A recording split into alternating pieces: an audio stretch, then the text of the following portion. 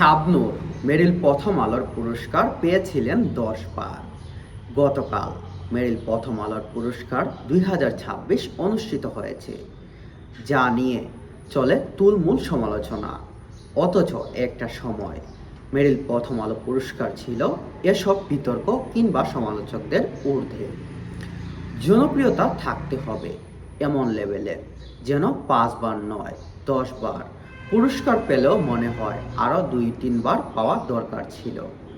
শাবনূর মেরিল প্রথম আলো পুরস্কার পেয়েছে 10 বার, একই ক্যাটাগরিতে জনপ্রিয়তা বিভাগে।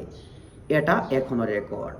কোনো আসরে পুরস্কার নিয়েই বিতর্ক ছিল না, বরং শাবনূর প্রাইম 2 টাইমে যে 2 বার পূর্ণিমা পেয়েছিল, সেই 2 বার শাবনূর পেলেও কোনো বিতর্ক হতো না। শাবনূরের জনপ্রিয়তা আর ক্রেজ এমন পর্যায়ে ছিল, 10 বারের পুরস্কার প্রাপ্তি অধিকাংশ সময়ই সে ছিল অনুপস্থিত।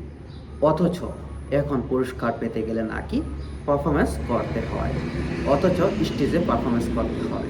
অথচ শাবনূরের সময় কি ছিল সোনালী যুগ।